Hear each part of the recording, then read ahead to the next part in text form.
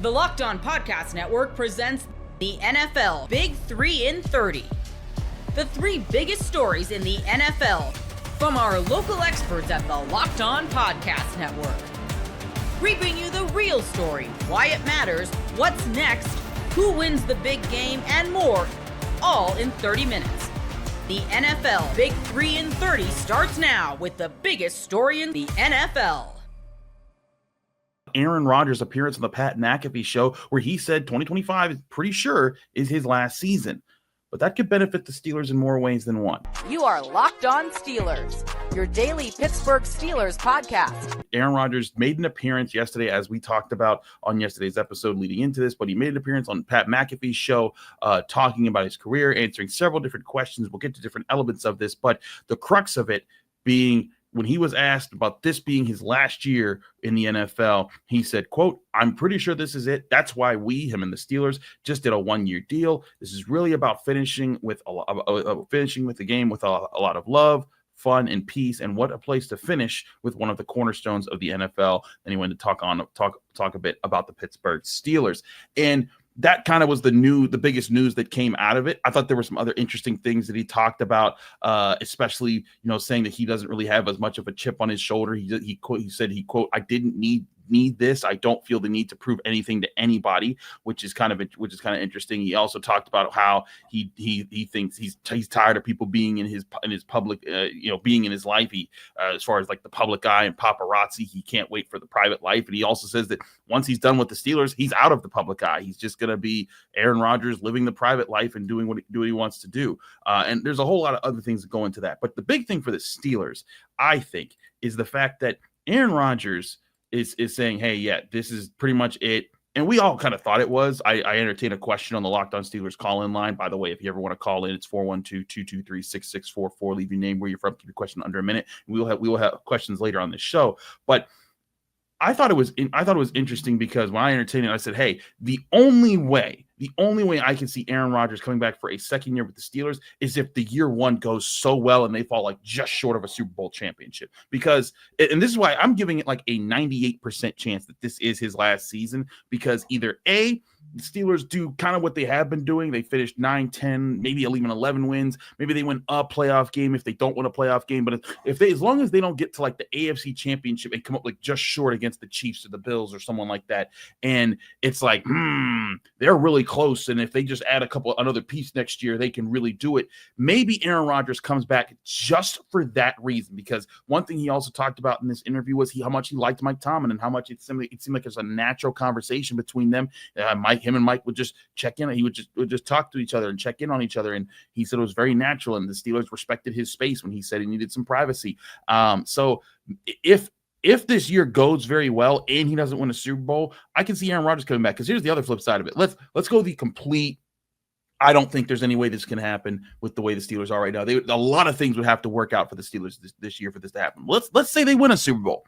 If I'm Aaron Rodgers, yeah, that's my sunset. That's my Peyton Manning moment. That's my Jerome Bettis moment. That's my Ray Lewis. I think Ray. That's my Ray Lewis moment. I'm taking it out. I'm getting my second championship, and I'm walking out into the sunset. And I think that would be perfect for his legacy, for his identity. Like that would be awesome. And so I have a hard time seeing him go against that. So there would have to be the ultimate sweet spot that the team was just so good that they were right on the cusp of winning a Super Bowl. And he said, "You know what?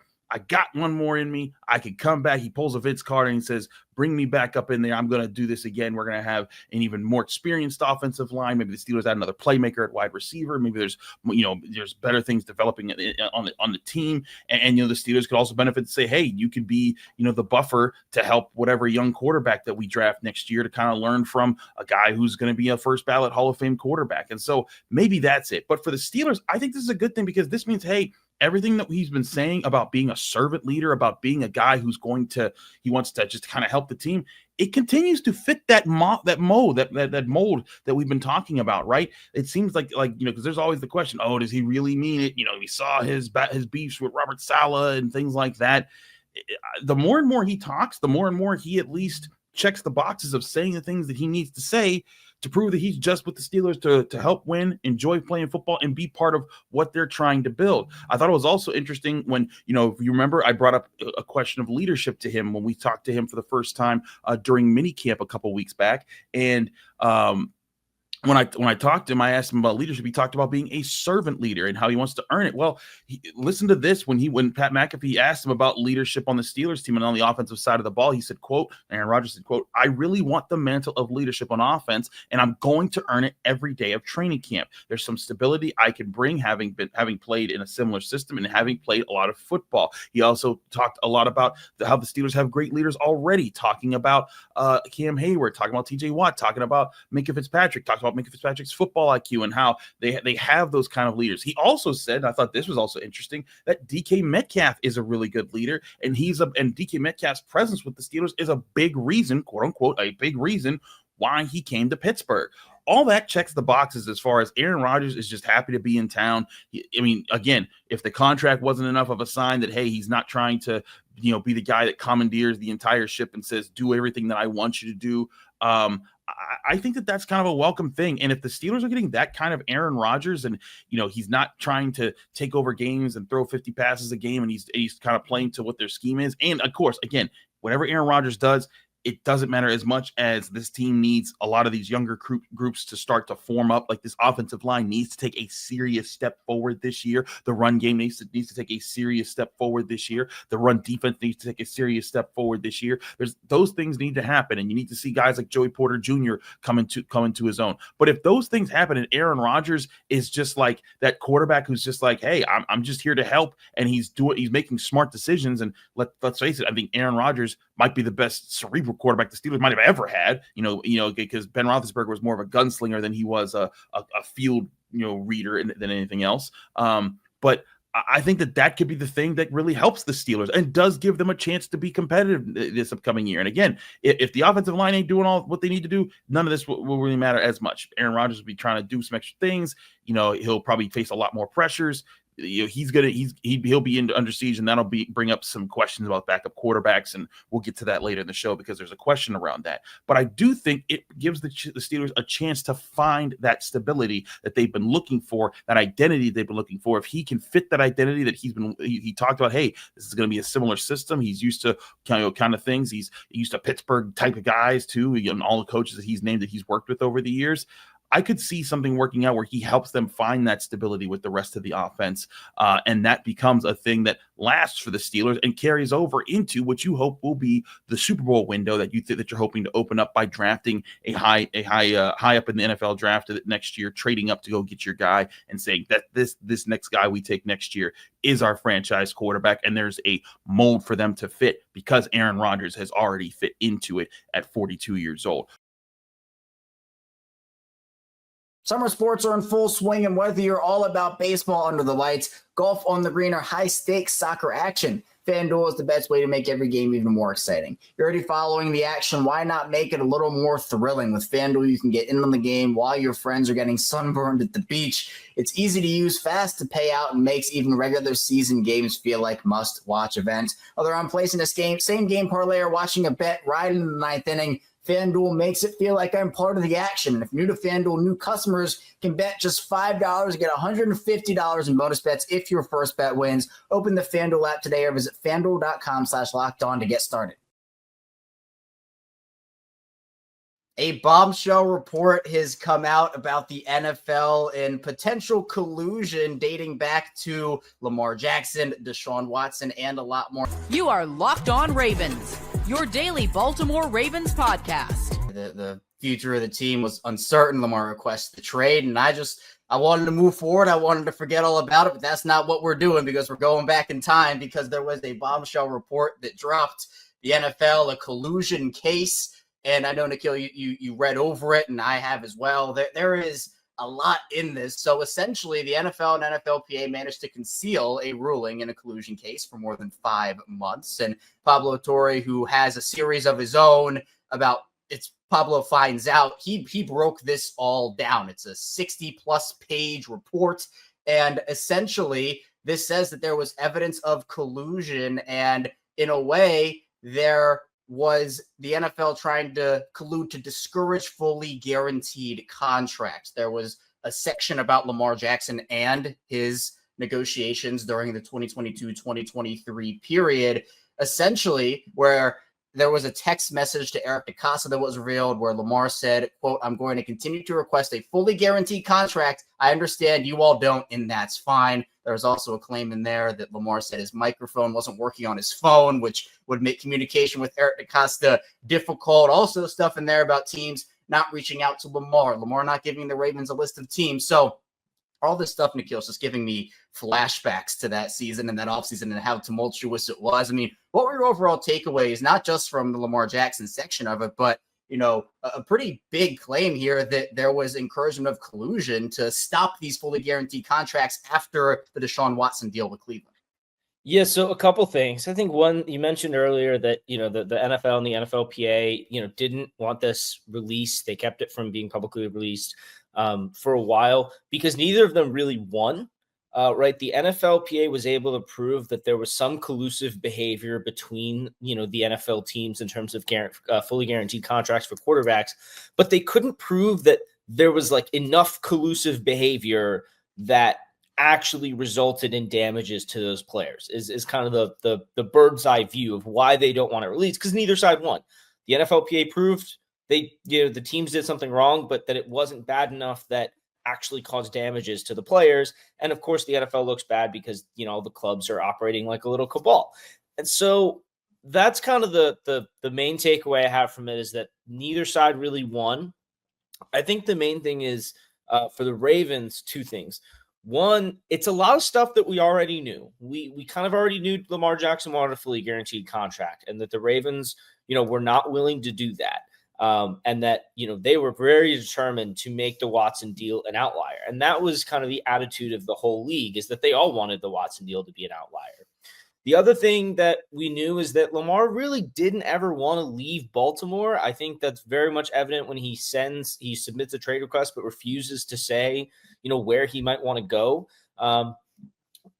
I think, again, it was just a tactic, and I think everyone was on edge at the time. But knowing the Ravens had their franchise tag and the ability to match, you know, I think a team may have had to come in with a fully guaranteed contract in order to entice Lamar to sign an offer sheet, and no one was going to do that. So I think there is like some humor in, you know, Jackson having phone issues, and there was, you know, just the whole idea that he is negotiating this on his own versus these other guys in those, when Russell Wilson, Kyler Murray reference, it's all referencing their agent. So I think that was another really interesting angle, is that Lamar is kind of navigating all of this alone, and that leads to not just communication issues, but kind of the whims of the player. Because I think the thing that I thought was really interesting is that DeCosta was surprised that he accepted that draft eve offer that he ultimately signed. That was something that was included in that report. So,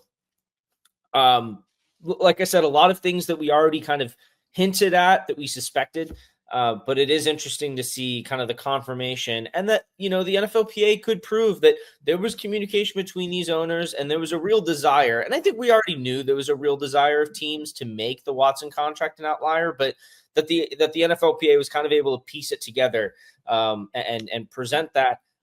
What's interesting is I don't know what really impact it has on the future. That seems like that fully guaranteed contract battle was lost for teams or for players. So.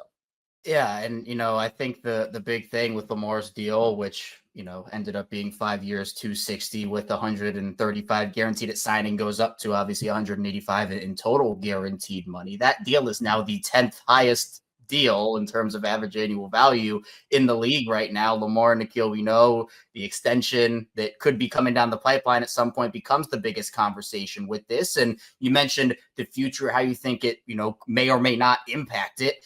What do you see with the Ravens and Lamar this time around? Because again, it's going to be some of the same conversations. There is still time. You know, it's not like this whole contract thing, and they were up against the clock. They had to do the whole franchise tag thing to keep them there. There was all this conversation. Oh, the Ravens, if a team wants to negotiate with him, the Ravens, they're going to do all the hard work and the Ravens will just match it. And so that was one of the reasons why, maybe teams didn't reach out this way, didn't reach out that way. But I think this report, you're right. I think a lot of this was kind of already assumed, already known, but it gives more context to it. How do you think that the negotiations this time, maybe with this report holding any sort of weight, could go? Yeah, I'm not sure how much weight the report holds. It's clear the relationship between Jackson and the Ravens is still very solid. They signed his best friend. They signed DeAndre Hopkins this offseason. They've been very committed. And it seems like he has a little more input in some roster decisions. And so that is certainly evidence that they kind of have a long-term plan together. But in terms of his next deal, I think what this report and really looking back on his last deal tells us is that Jackson was signed for cheap. Like you're saying, his deal quickly dropped to 10th with guys who signed later that offseason. And I think that he is going to recognize that he's signing with 2 years left on his deal. He's going to extend himself, or he's got 3 years left on his deal right now. He's going to extend. You would have to imagine it's at least 3 years on top of that. And he's going to have to ask himself, okay, Dak Prescott's at the top of the market at $60 million. Will I take a 62 and a half, a more symbolic bump above him like he took above Jalen Hurts? Or do I want to say, look, I am the best football player on the planet. I want $65 million a year because I know in the next couple of years, all of these other guys are going to catch up and start to outpace me. And so I think that's probably where, this negotiation is going to come down to, is his ability, one, to kind of fully reset the market instead of just barely outpacing the next guy. And I also think, like we've been talking about all day, it's going to be the guarantees. And Josh Allen really blew that out of the water with $250 million fully guaranteed, $147 million fully guaranteed, $250 million in total guarantees. And the Ravens are going to have to find a way to top that. And I think that's actually going to be the big battleground, is how much of that money is total investing guarantees versus fully guaranteed at signing. And the big thing is, just like you mentioned in this report, apparently Eric DeCosta offered Lamar Jackson 2 different 3-year contracts that DeCosta himself considered to be fully guaranteed, but Lamar did not accept either of those and then requested a trade right after that. So I think, Lamar's perspective of what is fully guaranteed versus Eric DeCosta and the Ravens' perspective on what is fully guaranteed and just the intricacies that go within that is going to be a major talking point. I know that, we can't speak in, this exact date Nikhil Lamar is going to sign this extension, but would you expect something to happen before the season, or is this something that you feel like, because I don't think during the year they're going to negotiate. That was clear last time that this whole thing happened. With that cutoff date in mind, do you feel like it's possible? Because they need to clear up cap space in one way or the other. Lamar would certainly help them, or do you think that this could be a next offseason conversation? I definitely think it's possible. I think Eric DeCosta is balancing, honestly, like maybe a half dozen different extensions right now. And this is the really tough thing, is Lamar is probably the most important one, but he's not the most immediate one. There are a lot of guys who may be poised for breakout years that you want to get under contract. There are guys, Linderbaum and Isaiah and Kyle Hamilton, your first round picks, who are nearing the end of their contract. So I think that's why it's hard to predict if Lamar's going to get done this year, because it doesn't have to get done this year. Now, I'd argue that there are a lot. Linderbaum and Hamilton don't even have to get done this year. But the problem with pushing off Lamar Jackson's contract until next year is that he has way more leverage because of that giant cap hit. And so, Eric DeCosta said that, the plan was kind of for Lamar to get another extension around this time. The Ravens know they're going to have to make him the highest paid player in the league. I really think it's going to just come down to, weirdly in a way, that report elucidated to me something that I've seen in Lamar Jackson before, which is not that he makes decisions on a whim, but when the right thing is presented to him, he'll just accept it. And it's not like he is just going to accept any offer that Eric gets him. But I think it's clear that the Ravens will continue to try and give him multiple offers and pull the different levers of the contract structure to find something that works for him. I really just think it depends on how good his phone service is in South Florida. Could be.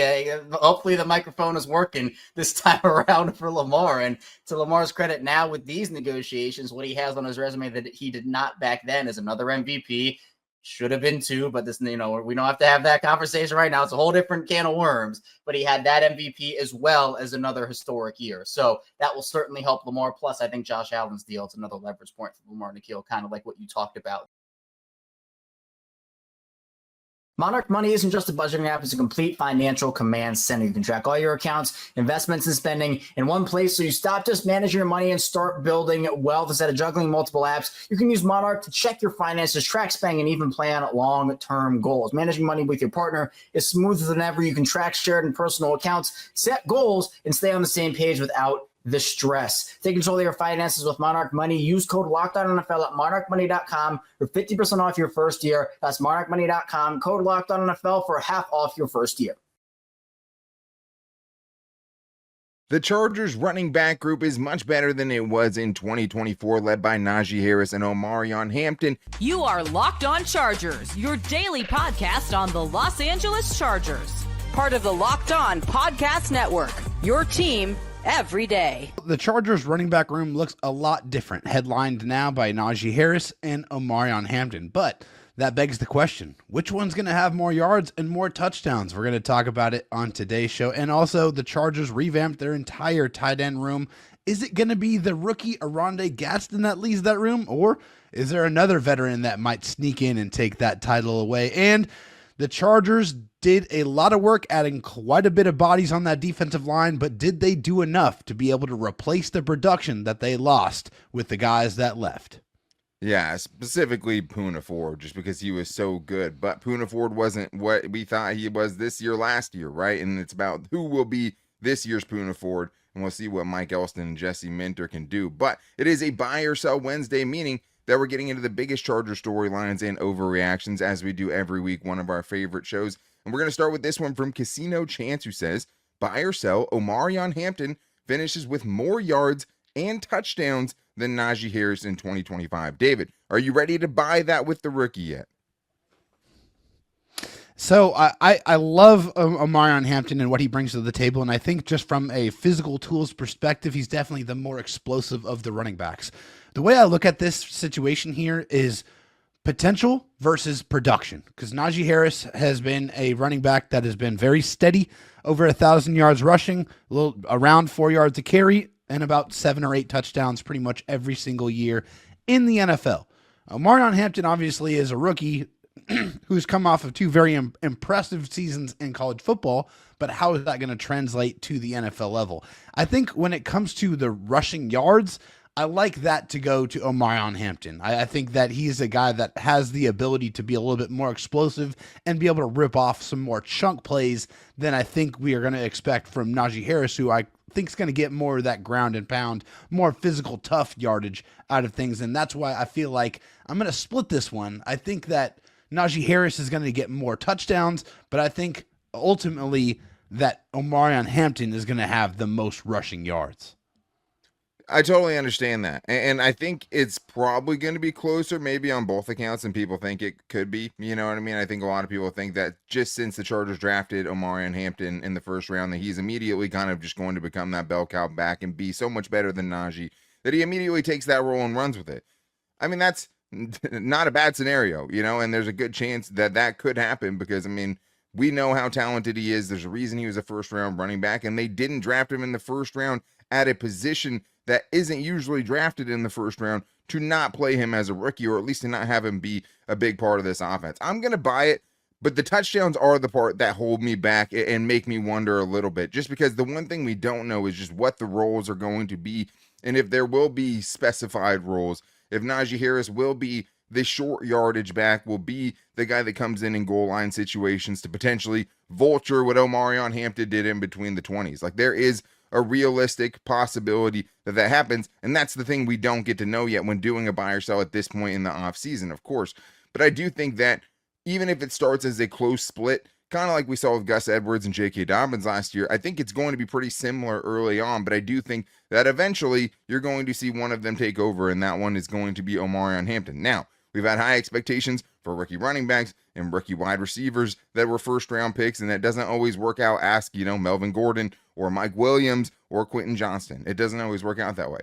I'm very confident that Omarion Hampton's game is going to translate to the next level and that he will, by the end of the season, be the lead ball carrier. He will get the most touches in every game.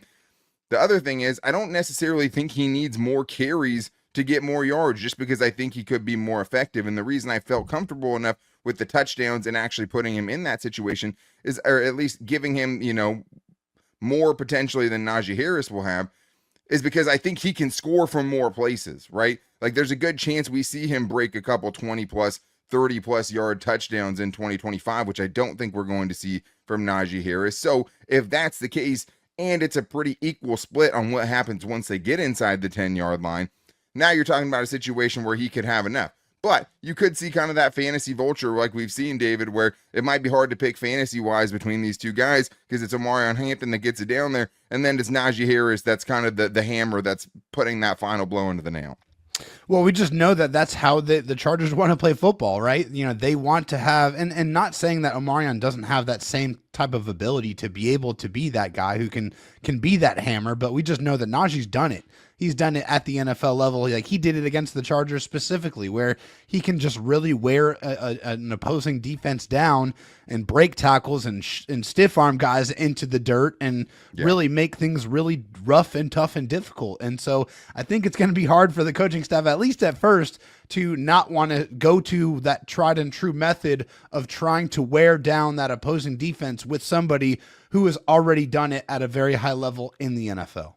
Especially when you're talking about someone, David, that only has 4 fumbles in 5 seasons, or 5 fumbles in 4 seasons in Najee Harris's case, which is pretty good for a running back, really especially one that's had as many touches, right? That's the context needed there. That's a lot of touches to only put the ball over on the ground. 1,097 carries. Yeah. And this is the biggest thing. The interesting thing about Najee Harris is when you look at the stats, like, he's just never been a big touchdown guy. I mean, he's only had 8 or more touchdowns in one season. That's the most that he's ever had is 8, and every other season was 7 or 6. So it's never really been his calling card. And obviously different situations can lend themselves to different guys scoring, and also just was on a really bad offense with some really, really bad quarterbacks. And if you're not getting down there as much, you're not going to score as much. So I don't think it's too much to read into, but I think there's a good chance that Omarion Hampton ends up leading the Chargers in both of those categories. But that would mean obviously big things for the Chargers offense if that was the case. And we have this one from Nicholas Petrilli, who says, buy or sell. If the Chargers have the number 1 rushing game in the league, they will be the best team in the AFC. David, I might surprise you, but I'm buying this one. I do think that if you're telling me, like, if Justin Herbert has an average Justin Herbert season with the best rushing attack in the league, this should be a top offense in the NFL, not just the AFC. And I don't think that the defense is going to fall off enough, or just at least fall off a cliff to where if the Chargers have, the top 3 offense in the league potentially with the best rushing attack in the league and a top, 5 to 10 defense, that they don't have a chance to be the best team in the AFC. Yeah, there's no question about it. I mean, you look at the top 5 teams in rushing yards in 2024, there's one common theme among all of them. They all made the playoffs in 2024, okay? We're talking about the Baltimore Ravens, the Philadelphia Eagles, the Washington Commanders, the Tampa Bay Buccaneers, and the Green Bay Packers. And obviously, the Eagles won the whole thing. So, yes, you're telling me that you're going to give Justin Herbert the best rushing attack in the NFL with the revamped amount of weapons that they have provided to him at tight end and at wide receiver? That, to me, is a no-brainer. I'm absolutely buying it, and that would be the best season probably of Justin Herbert's career by far, in my opinion. Yeah, it'd be interesting, right? Because if you're the number 1 rushing team, that's a ton of rushing attempts. So it's hard to say that if they were going to run the ball that much, that Justin Herbert would be able to put up the gaudy stats that would compare to, maybe his 2021 season. I'm just thinking play action is going to be crazy effective. For sure, but like to lead the league when you're also playing against teams like the Ravens and playing against teams like the Eagles, who are going to run the ball 550 plus times, it's hard to say that because look at what Josh Allen did in his first season with a real rushing attack, right? Look what Jalen Hurts did last year with one of the best rushing attacks in the league. Hard to put up big giant stats at both of those positions, but this is what Justin Herbert's had so far in his career. The Chargers have ranked in the bottom 12 in yards per carry 5 out of the last 6 seasons, and bottom 6 in 3 of his 5 seasons overall. So the best they've ever done with him as far as yards per carry effectiveness, right? 15th. This is the raw rushing totals of what his team's been able to do as far as rushing yards per game. 2020, 18th, 2021, 21st, and 2022, 30th, 23, 25th, and last year, the best year was 17th. He's never even had an above average rushing unit. If you're giving him the best one in the league, that's a really, really dangerous team.